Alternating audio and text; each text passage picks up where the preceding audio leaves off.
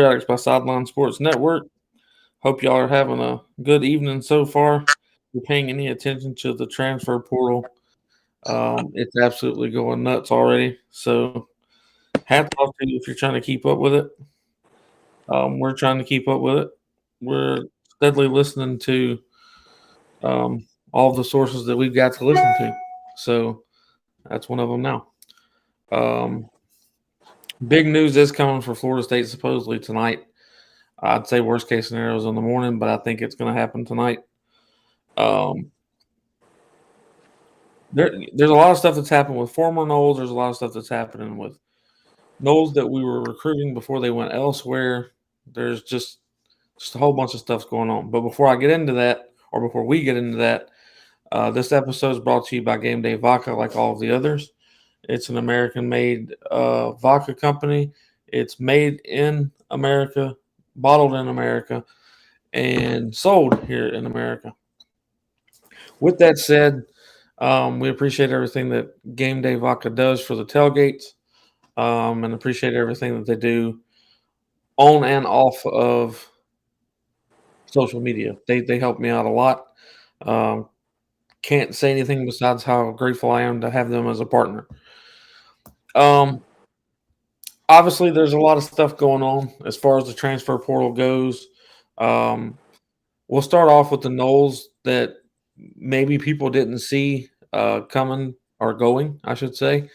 Um, Amari Gaynor entered the transfer portal as of today. It's kind of a bittersweet moment. Um, how can it be sweet? I guess is what most people would ask. The reason I say it's sweet is because his opportunity here is pretty much over, and he saw that writing on the wall. With the Tatum Bethune, Omar Graham Jr. coming up, this Nicholson kid that's coming in, and then obviously Kalen DeLoach just wasn't going to be a starter, and there wasn't probably going to be a whole lot of rotation and playtime for him with these other guys coming up. So he decided to transfer, and I can assure you it wasn't easy. Him being a legacy recruit here, how much he loves Florida State, how much he loves the city of Tallahassee. I can assure you it wasn't an easy choice by any means, but it is what it is, and you have to really respect what Coach Norvell and athletic director Mike Alford did. But Norvell said, and I'm paraphrasing a little bit because I can't remember word for word what he said, but he said that he was extremely grateful for being able to coach Amari, that Amari is a great leader, and that Amari is an explosive player and is a huge asset to whoever gets him. From that coming from your head coach, that you're leaving, for him to back you that way, I think says a lot about the character of Mike Norvell and the character of what Florida State looks like. And then Alford rebutted shortly after, pretty much the same thing, that he hated to see Amari leave, but completely understood why Amari was leaving and wished Amari nothing but the best and knew that he would do great things in the future. So for the athletic director and the head coach of the team that you're leaving to come out and speak highly of you, says one, a lot about Amari's character. Then it obviously speaks a lot about the character of the head coach and the athletic director.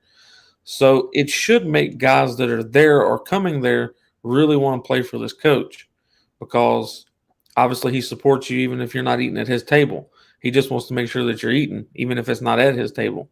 So it should have made a lot of people realize what family and what brotherhood is inside that locker room. Obviously, everybody knew that Sam McCall had earlier in the week or last week hit the transfer portal, not officially, but announced that he was going to enter the transfer portal. He couldn't enter it as of last week, I think, because he wasn't a grad transfer, so you can't do it until the day of. But you can announce that you're going to, and that's pretty much what he did.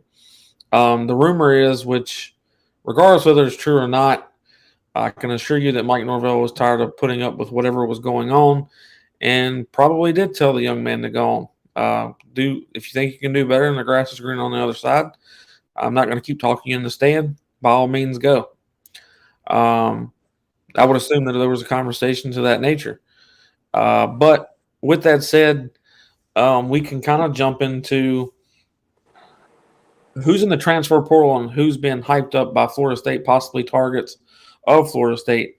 Well, there is a gentleman that is a defensive lineman, I believe, out of Miami. And yes, I said that correctly, out of Miami, not Miami, Ohio, but Miami, Florida. His name is Darrell Jackson. His mom had quoted to Kane's 247 or someone like that he wanted to come to Florida State and be closer to her. So he is a take, I would think, especially at the defensive line position. We need to have depth there. And I don't want to take what James told me, but I'm going to take what James told me because he's got plenty more to talk about. But Corey Fuller was actually his coach in high school, James. Is that correct? Mm-hmm. So James will learn not to tell me stuff before we go live, or otherwise I'm going to take it. No, it's actually because it went well with what I was saying, so that's why I took it. But anyways, we're going to talk a little bit about the portal players, and then I will run a number generator. So everybody that entered to win the, what are they called? Coasters, whatever they are. It's by what are they called? Playbook what? Products? So Playbook Products teamed up with me to give away some Florida State coasters, which are pretty cool because it's actual plays like the punt Ruski. I think it was the 1993 national championship winning play. Anyways, there's certain plays that are on the coasters, and as long as you followed both of us, liked the tweet and retweeted it, you were entered to win. I think there was 62 people that entered to win. So I'm going to do a generator for 62 people. We've got everybody's names written out, and there's a number beside that name. So whatever number hits, I will then get the name, and then you will need to contact me on Twitter and give me your address and stuff to that nature, and I'll make sure that you get your free coasters. And then on top of that, if you didn't win and you want to buy a set, you can go to their website and you can put in an all caps SPEARATICS, and you get 20% off of your order. Don't just buy coasters. They've got a lot of Florida State stuff on there. It's pretty cool. So you'll get free shipping, and then you'll get 20% off of your order. And then I'll be doing some more giveaways soon. So hopefully you don't unfollow me and then not see it, because then that means when you go to enter the next time, all you have to do is retweet and like the post. I'm not sure exactly what's next that I'm giving away, but it's something of Florida State's nature, and it's pretty cool. So please stick around for that. James, we're going to touch on him a little bit because the kid just looks like a freak of nature. But the Oregon linebacker, Justin, I don't want to say his last name wrong, announced that he's in the transfer portal. Now, obviously, he was a dog in high school, but what has his performance been like in college? Is he a take for Florida State? Should we be looking at him? Definitely not. He has been what you would consider, a bust up to this point. I mean, he was, again, like you said, he was highly recruited out of Oregon. Actually, Miami thought that they were going to get him when he was coming out of high school, and Mario was able to be able to keep him on the West Coast. Very, like, his high school highlight film was just heavy hits. Big time hits, big time banging, a whole bunch of different things like that. And it just never really, I mean, to be a 5-star, almost perfect ranking to like not be really anything. Obviously for me, people can say I'm being harsh sometimes. I can be critical. I'm not going to lie, but a lot of it came down to injuries. But the most important ability is availability. I think I'm trying to look to see if this was his career, or if this was this year, but he doesn't have a lot of stats, and that's kind of one of the big things that you want with linebackers. You also want an enforcer. Now, if he was a freshman or a sophomore, I have no problem with that.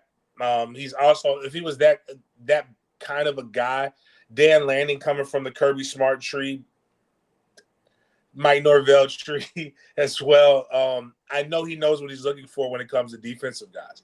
But if he doesn't fit the mold and he has all the particulars, then that's not the kind of guy that we're looking for. He also ended up losing a lot of weight, so he got down. But I mean, I just don't. Like I said, I don't see it. I don't. He's just not somebody that I would necessarily care to have.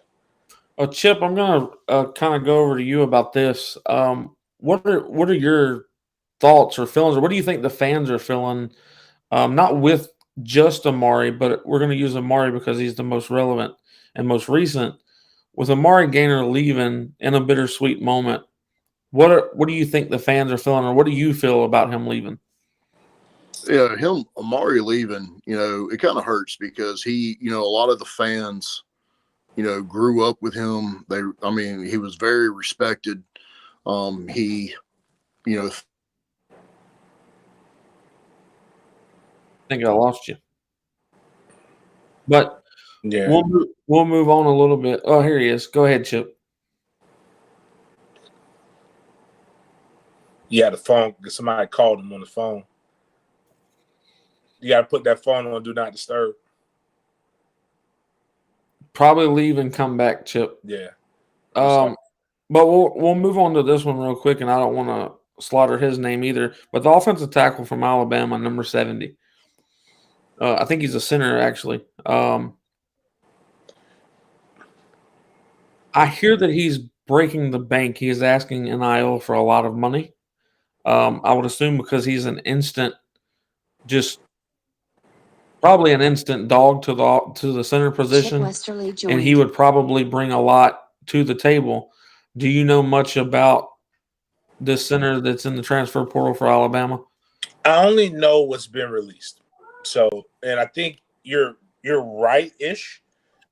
He plays tackle, and they want to move him inside. They want to move him to the interior, to a guard or a center. And I think that's where his real issue is. I don't know about the transfer portal stuff, but I do know now it's not a HIPAA violation because obviously he either told somebody and they reported on it, but I do know he deals with some mental health issues. And there could be a change of scenery that he just needed and things of that nature. But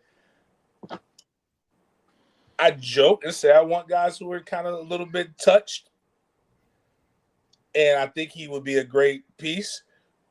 But I want him I'm going to do something to somebody else on the football field kind of way.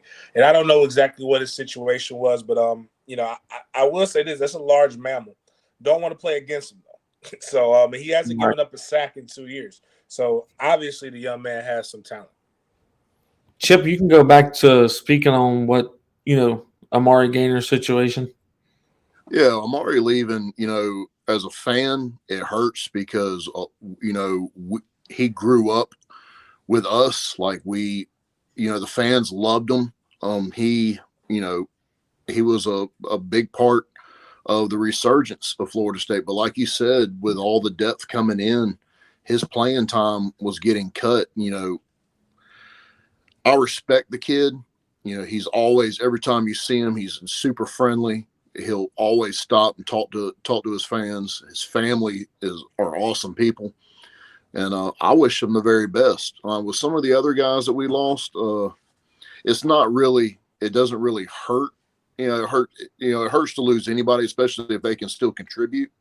But, Norvell's got something special going. And if they don't want to stick around, best of luck to them.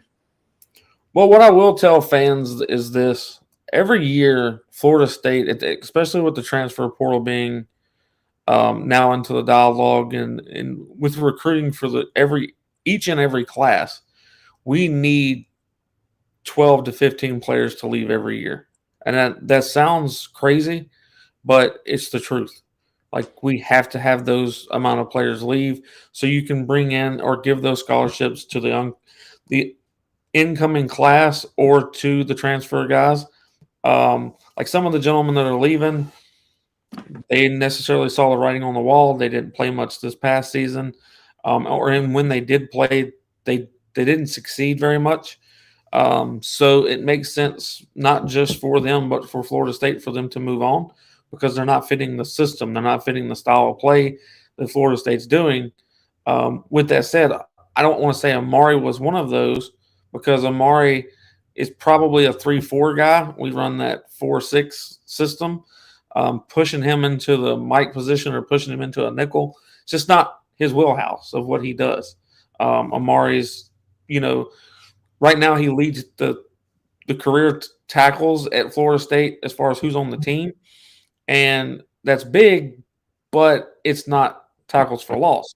Now, if he was leading the career tackles for loss, then that's somebody you can't lose. But because he's just leading in tackles, not that tackles aren't important, but after someone's already gained the first down, it's kind of defeating the purpose. You might have saved a touchdown, but they're steadily moving the ball. So Amari leaving is good for Amari. It's also, I think, in a big way, it's good for Florida State. The system's not fitting what Amari does. Moving on to another kid out of UCF, Jeremiah Jean. He's also entered into the transfer portal, and I've heard multiple people at Florida State say that we were interested. There's been multiple people reach out to him as far as where he was interested in going and stuff to that nature. And before we jump over to Jeremiah all the way, James, where's a good fit for Amari? If you had to pick a school that would keep him somewhat close, and maybe that's not possible, but where is a good place for Amari to go right now? Because I don't, obviously he ain't going to Florida or Miami, so that takes those out the case. Georgia, not there. A UCF, but it just really depends on how they would play him, because one of Amari's not so strong suits over the course of the years has been his coverage. But where he is strong, and one thing I've never seen anybody just do, and I remember last year they really, in my opinion, just being critical, like not being negative, but critical. They messed him up trying to make him an inside linebacker, which he's not. His body type, he's too tall. He's tall and lean, and I always think about how I would block him. I'd have a field day, not because he's not any good. It's just because I have better leverage on him.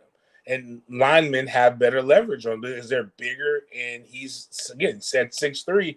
He's at a disadvantage. But if you put him off the edge and you allow him to be able to blitz and work that way, maybe just work the flat curl, I think he'd be good. But something that I would love to see.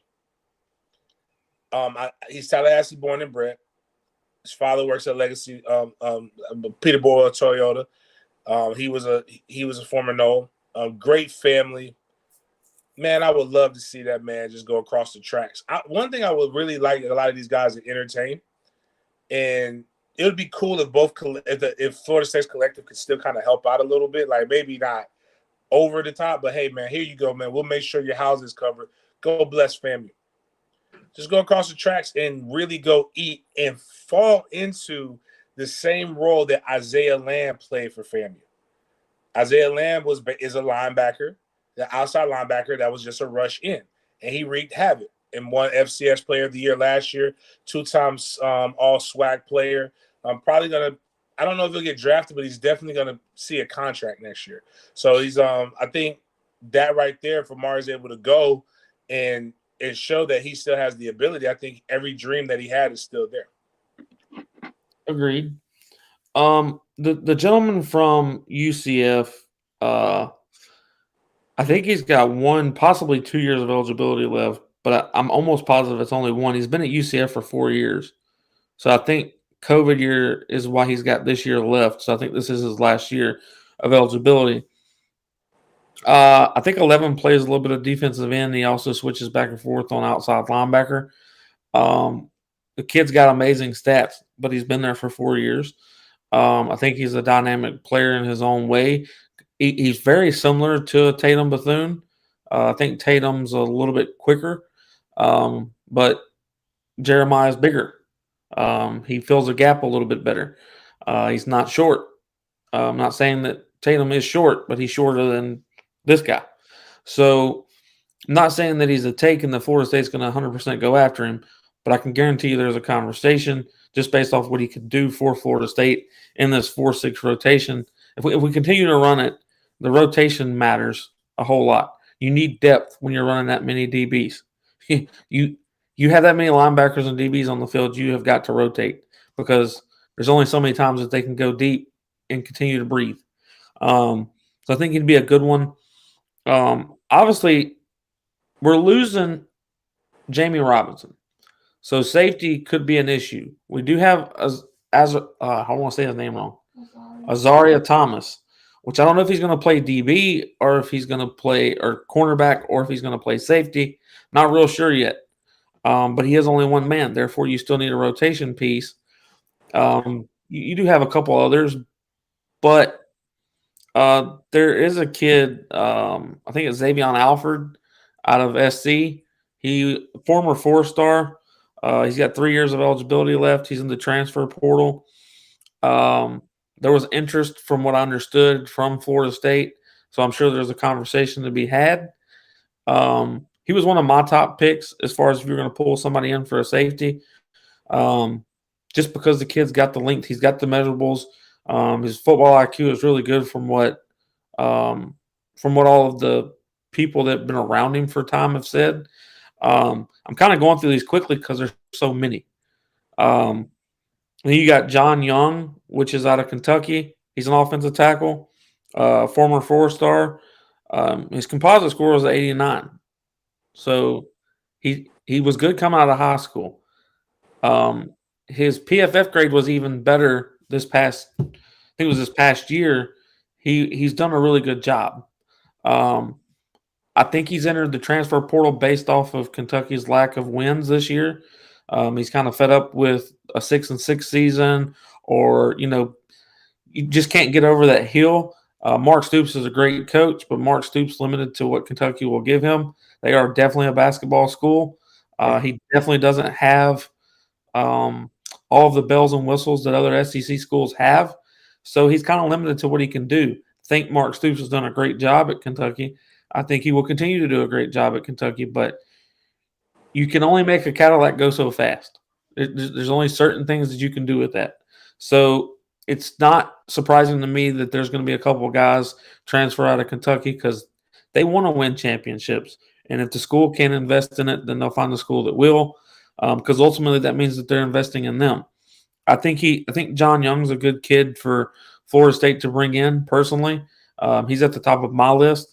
I think he's second or third on Florida State's list from what I heard. And you got P.J. Williams, another offensive tackle from Texas A&M, also a former 4-star. Didn't get a whole lot of playing time this year, I don't think. I think he also had a high ankle sprain for the majority of the year.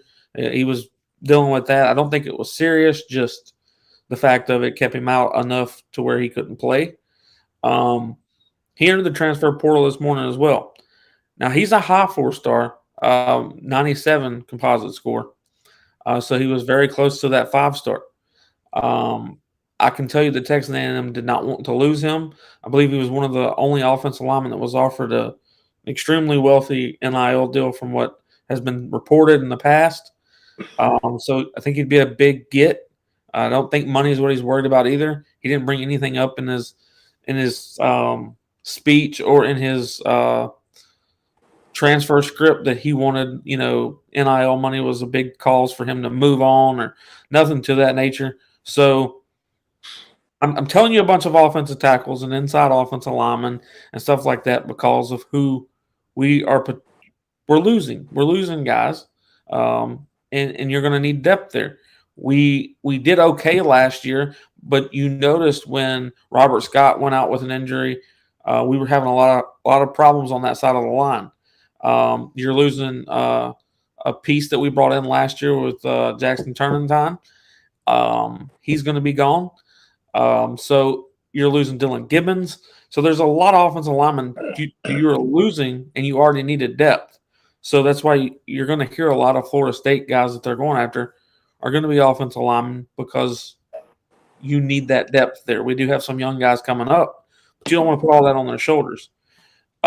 James, let me see if I can find the right kid that people have been talking about for a little while.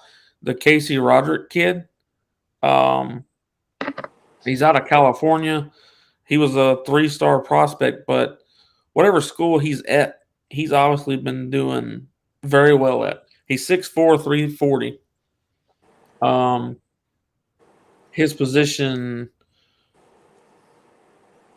was That's the guard. yeah, that's the guard. Lineman. The offensive Yep. lineman from Colorado. Yeah. Shout out to St. Bonnie's. That's where Lorenzo Booker's from. So he was actually in Tallahassee. Huge body. One of the guys who I guess he wasn't feeling what Deion, or actually he wasn't waiting for Deion, what Deion had to say.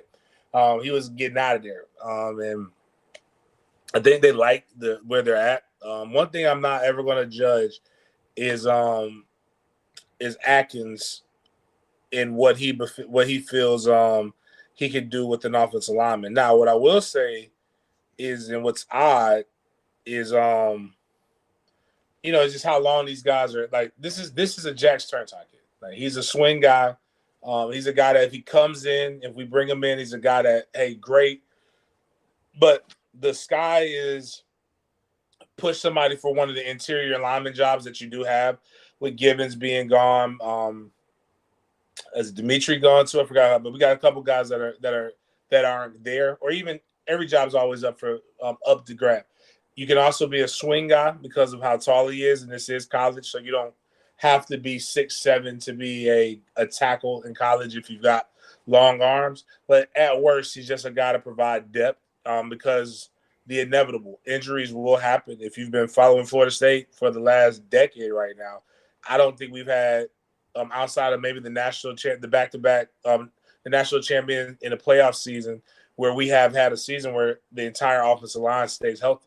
So you got to have guys there. That also helps you not get banged up as much during spring ball. You can let other guys get reps because the older guys know what they're doing. But you definitely want to get a guy. You want to get a guy like that. I really see us investing always, as long as Mike Norvell is here. Definitely as long as Alex Atkins is here. We'll be invested heavily in the offensive line and defensive line every year. I'm a firm believer. You bring in 5 offensive linemen every year, no matter what. Because I agree. Real quick before we jump into anything else, I've got the random number generator pulled up. I will push generate, and then I will show y'all on the screen as best as I can, as long as the camera cooperates with me. It's 1 out of 62.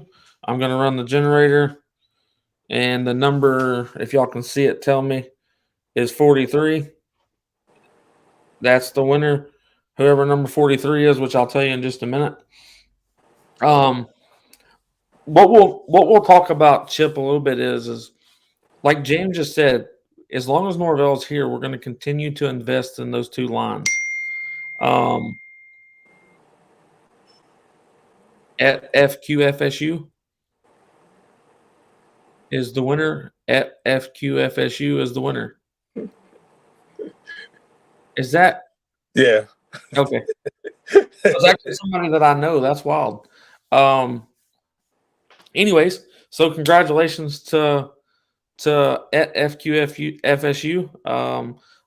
Please send me your address on Twitter, and I will get them to send out the coasters to you as soon as they come. I don't know how that works, guys. I just know that you won and you'll get it. But moving forward, Chip, with James saying that we're going to invest in both lines, what do you feel like the investment should be at tight end? Because we've got a lot of bodies at tight end. We've seen some decent things from what's the kid's name that's 85?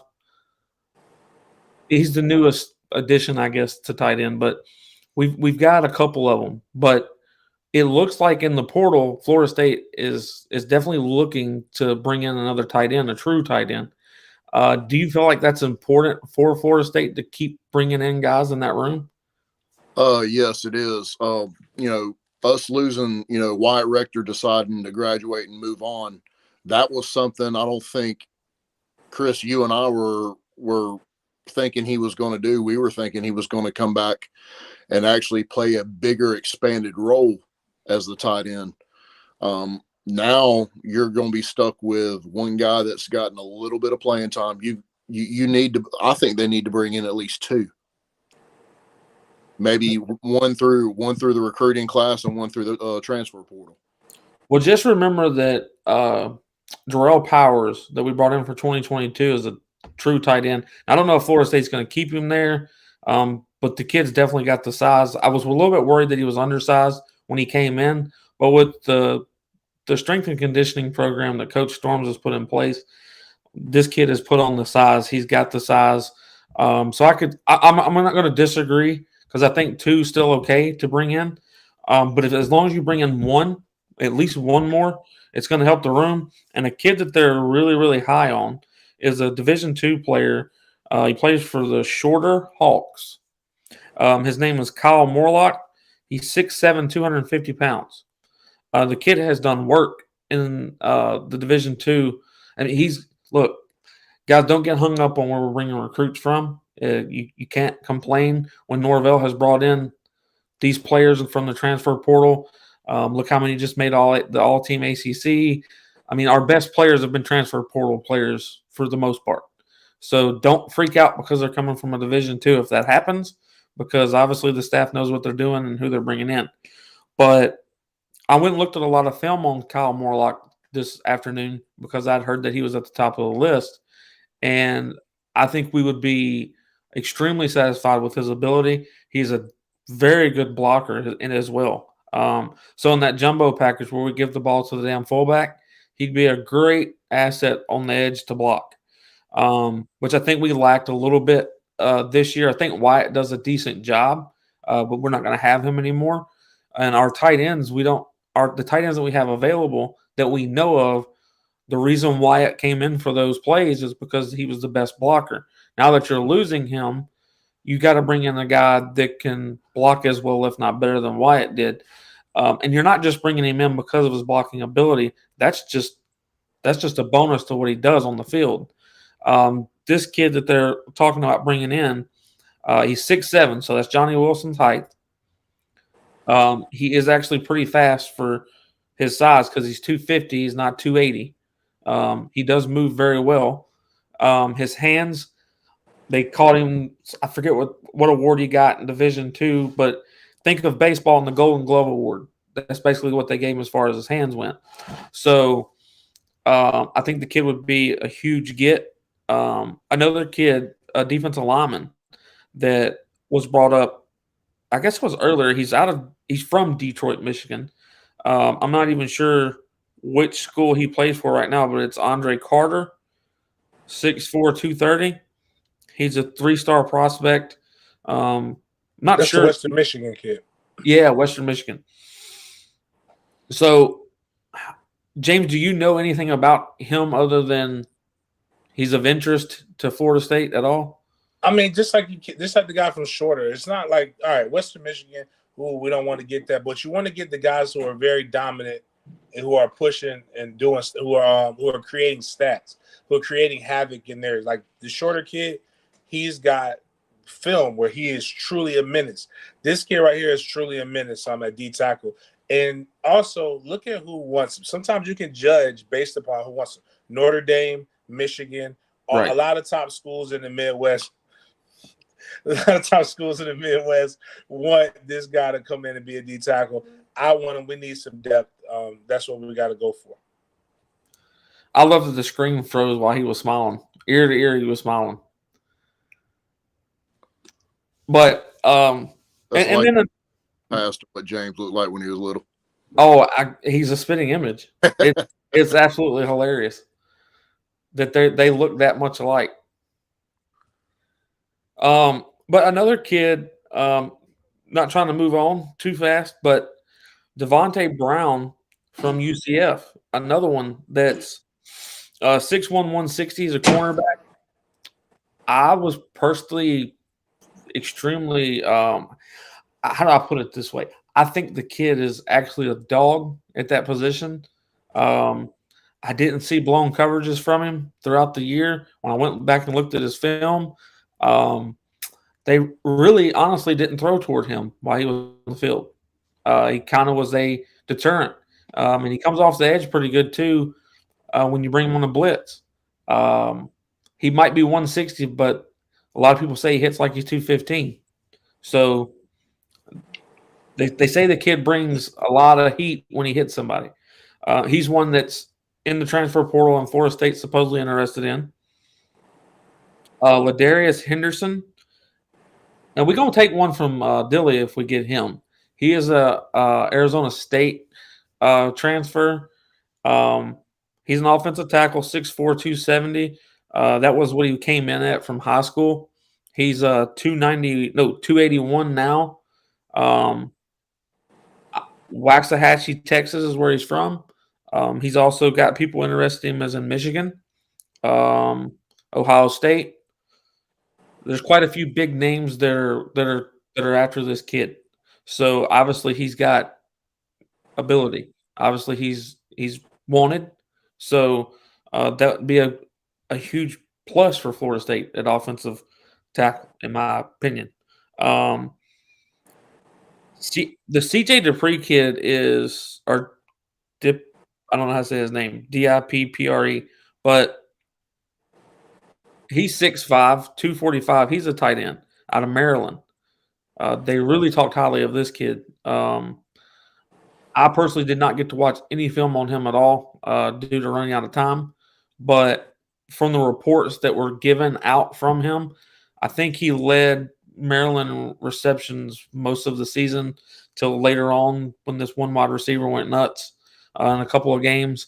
But this kid's out of Lakeland high school, not Florida.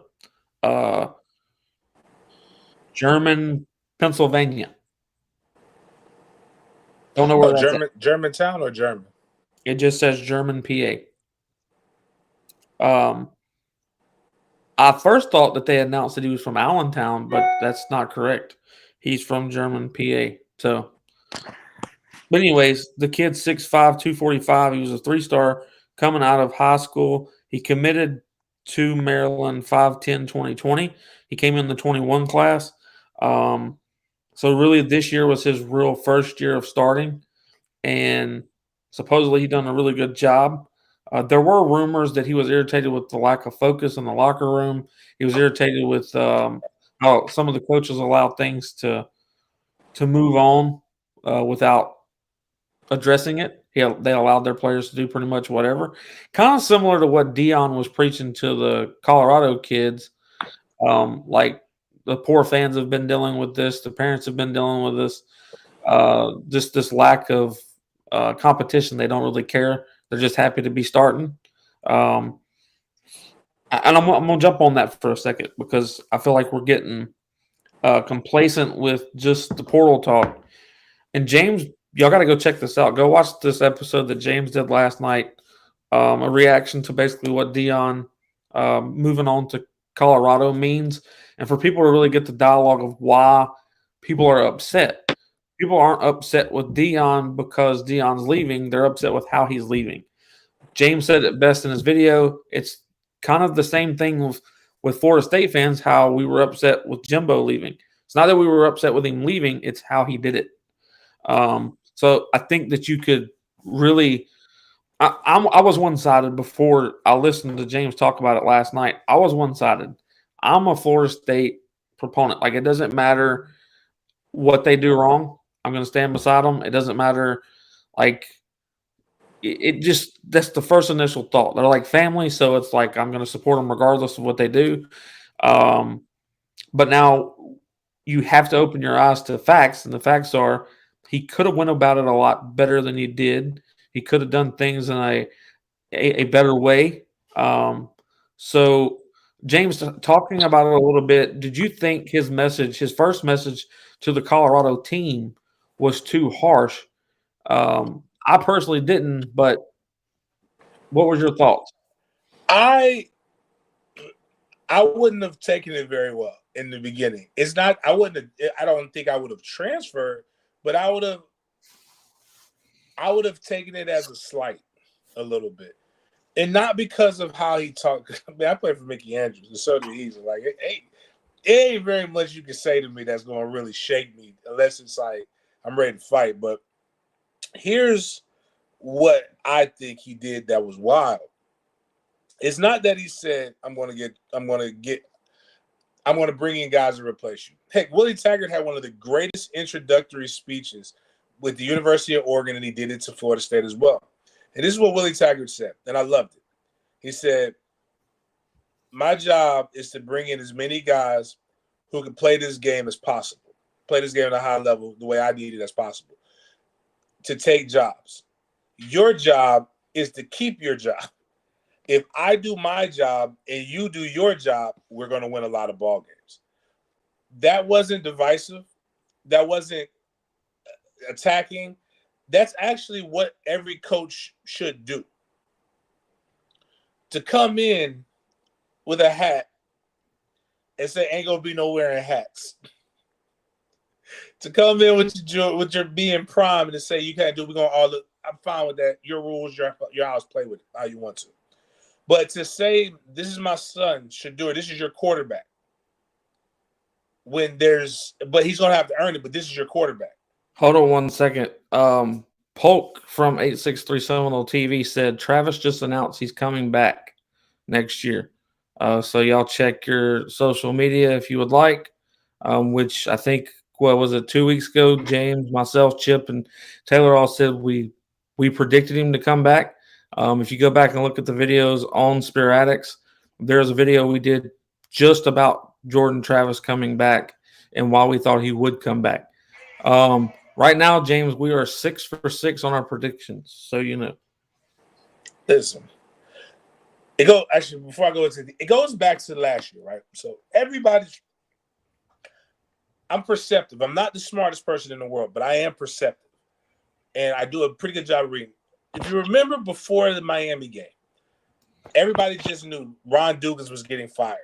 Kenny Dillingham was getting fired. Everybody was getting – Coach Fuller was getting fired. Well, Friday night, the day before a game, Florida State has the victory walk. Former players get to come around and they do stuff. And I had some guys that were getting recruited, and I was just talking. And I went in fifth quarter and said, hey, man, I don't know what everybody's saying that these guys are getting fired, because I don't get that vibe right now at all. I was like, these guys are not getting fired. Outside of the fact that Mike Norvell has never had to fire a coach. Right. They've all gone somewhere else and he's replaced them, but he's never had to fire a guy. But I'm like, these guys are working hard. They're upbeat. I've been around play. The contrary part is when Willie Taggart lost his game to Miami.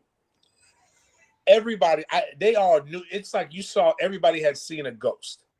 They had seen death. Like, you know when the firing's imminent, especially that late in the season.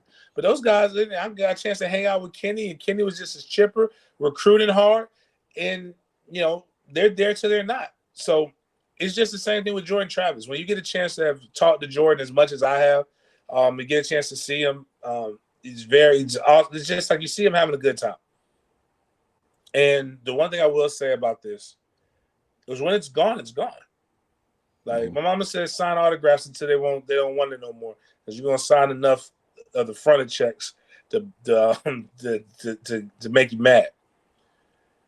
Absolutely. I mean, it's just dope. I mean, he's here. I think why not? Why not leave a legacy? I think one of the worst things you could do is play for Florida State and nobody know who you are. These guys, if they do what they're capable of doing next year, they could usher in. They could be the 2012. I can't say they're going to be a dynasty era team. That's wishful thinking. That's also probably never going to be replicated. But they could be 2012. And I'm looking forward to that.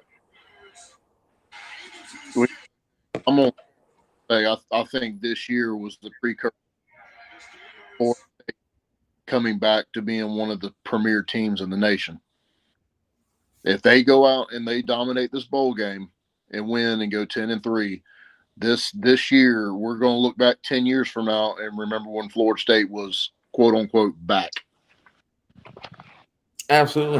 Guys, I'm going to show a quick video real quick. Everybody was asking where Jordan Travis announced. So I'm going to. So many memories have been made on this field. Travis delivers.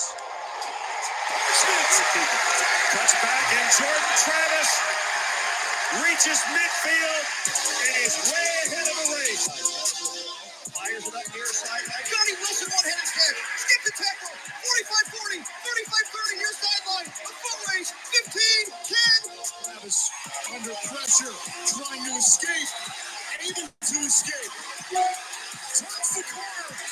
Drives and bombs. Sports Center top 10. He's down inside the one. And we're not done yet. See y'all in 2023. Hold on, wait a minute. Y'all thought I was finished. When I go to ask the more, I was ready. Jackson on him. Somebody pop out on the spinach. Double M, yeah, that's my team. I say the captain, I'm lieutenant.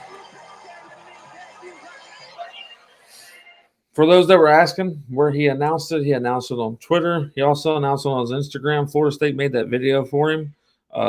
Pretty good friend of mine over there that works at Florida State sent it to me, thankfully, where I didn't have to search for it, which probably wouldn't have been hard. But I do appreciate you sending it over to me. He's part of the production team over there. They're doing a really good job now that we got some new guys over there that know what they're doing. But that's exciting news. The Jordan Travis is coming back for 2023. Here's another one. Anthony Richardson is not coming back for the Gators next year. Hold on. I'm going to go ahead and call. Can I call my shot? Call it. Verse coming back. We said that. I'm just making sure. I just want to double down on that. I think Verse is coming back. Then we'll say Benson's coming back. Yeah, Benson's coming back. Benson's coming back. Benson's coming back. No, and look, see, there's been a lot of conversations between, like, I've reached out to Jared Verse a couple of times, and y'all would think that I'm just asking. I don't talk to them about football. I don't talk about their decision on coming back. Those conversations don't happen unless they bring it up. But the feel from what they talk about, what they're focused on, lets me know in a way whether they're interested in coming back or if they're interested in going out. Fabo is very possible to come back as well. Well, look, there's a comment. Fabo just tweeted. So y'all go find that tweet. Let's see if he also decided to come back. Maybe he got a production video done as well. It looks like the Florida State team is doing exactly what we said as far as let's run this season back. Let's run it one more time. Let's just bring the guys back that we can and run it one more time. I do think it's pretty cool that news dropped while we were doing a live and while y'all were all watching our ugly ass faces. But that makes you excited. See, now it's not that bad looking at us. We gave you the news. It's great. I mean, it wasn't that we planned it. It just kind of happened. But moving forward, here's what I've got to say about Florida State. And y'all are probably wondering why the hell we're not talking about the Cheez-It Bowl and all that. Look, guys, we got 3 weeks till that game. It's the 29th. I'm not wasting content in talking about that game 5 times. So we are very excited that we got the Cheez-It Bowl. That's one of the 6 for 6s that James, Chip, and myself are good on. James and I lean extremely heavy toward the Cheez-It Bowl. I think Taylor leaned really hard toward the Gator Bowl, but said Cheez-It was his second pick. And I could have that backwards. He could have been Cheez-It as well. I believe Chip said that as long as we didn't go anywhere but the state of Florida, we were good. And he pretty much predicted we'd be in the state of Florida because it made sense. But we will talk about this a little bit while I've got both of y'all on here. Do y'all feel like they gave us a not so great opponent? I mean, like a lot of people are complaining about this, that we're Notre Dame's biatch because they're not even part of they're not truly an ACC team, but they get a better opponent and they're ranked lower than us or worse than us. Do y'all feel like we got the bitter end of that? No. I think what people have to realize is, I hate to say it, we don't have anywhere near as much control over our circumstances as we think we do. Right. If you don't make the playoff, and if there's not multiple teams from your conference making the playoff or the New Year's Six bowls, then really it comes down to what fiscally makes sense. These bowls aren't about your matchups. It's about, well, I think I said on this show, or I said it's heads and, when it was explained to me this way by the powers that be, when they're picking these bowls, it's about heads and beds and selling out that stadium. Mm-hmm. Florida State versus Texas Tech. When is the last time you've been interested to see Texas Tech play a football game? You match brands as much as you can. So Florida State, it was going to be Florida State versus Texas or Florida State versus Oklahoma. You know why? Those teams travel, and those fan bases support regardless. A 6-6 undefeated national championship team, they could be a 5-7 team that lucked their way into a bowl game. They're going to come and watch it, and because it's Florida in December, where they're at ain't nothing. It ain't nothing like Florida in December. So that's the reason why when my buddy told me that, he was like, "Hey," he didn't even budge, like because my source told me that he's just like, "Hey, like what you think now? It's Cheez-It. What you think now? Dog, it's Cheez-It." It's like, well, what happened? Will Clemson beat this, bro? It's Cheez-It. He's like, and then he hit me with what I used to say in the fifth quarter. We had was an IUB. It's Bob until it's not. He's like, it's Cheez-It until it's not. He's like, but that's just was always his thing. And even then, San Diego, we're not. It would have been a great. I would have gone. So I've never been to San Diego, but you know what? A majority of our fan base isn't going to make that trip. I think that's where Notre Dame is. Notre Dame has a fan base that's national. That's really, really big. It's one of the largest alumni groups in the nation. Yep. They will make that trip. It's just a better fit. And be grateful that we're not in the Poinsettia Bowl actually I wouldn't have minded the Bahamas Popeyes Bowl. That would have been kind of cool. I would have gone to that one too. Just get some Popeyes and go to the Bahamas. But you gotta just be grateful for where you're at. And to me, Chris, I'm all about this 10th win, baby. I don't care who we could have played Death in the Blind School. I want 10 wins. That's what I want, so I can go tell 10 wins, Jordan Travis back, Fabo come back, verse, Trey Benson, Johnny Wilson. I'm telling elite lies all off season. I'm going to be – we might be doing not a cane space, a spear space. Yeah. Every day for 24 hours like the Canes are doing. Well, James played the Deaf and Blind School at Duck South, and that went 45-3. Oh, yeah, by the way, everybody, we run Duck South. I got the shirt on to prove it. But, look, guys, Chip. Yo. What do you think about Jordan Travis announcing that he's coming back while we're here? While we're sitting here talking about all these players that we're trying to get in, and Jordan Travis drops the news that he's coming back for the 2023 season. What was your first initial thoughts when it was said? I honestly had the hair standing up on my arms, felt the goosebumps. Like it's, what a way to set off a program is actually have that break while we're in the middle of doing a podcast. Hey, this is his chance to fulfill his destiny. Yep, J-Trav, Heisman candidate 2023 is going to get it, I think, personally. I think we pull out the ACC championship. If James is going to lie, I'm going to lie. We're going to be in the playoffs next year. Let's just go for it all. That's how I'm going to be. There's a lot of things coming to Florida State that a lot of people don't know about yet. These are great things that we're talking about right now, but the future is extremely bright for what Florida State is doing. Florida State coming together as an administration, as a coaching staff, potential coaches that will be coming. There's just a lot of stuff. There's a lot of stuff that is going to happen in the near future that will better this program and get it closer to what it used to be back when it was truly unconquered. We are on our way back. If y'all noticed, I'm kind of stuttering because I'm excited. I'm extremely excited for 2023 already. And how cool is this? This year we had a practice game before we went and played LSU in New Orleans. We played against Duquesne.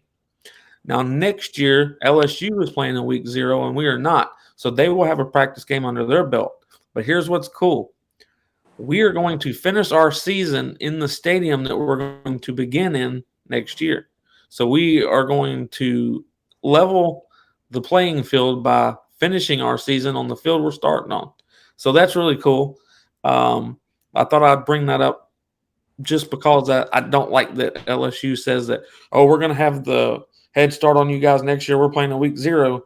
Well, bitch, we're playing on the field we're going to play in next year. So playing field level again.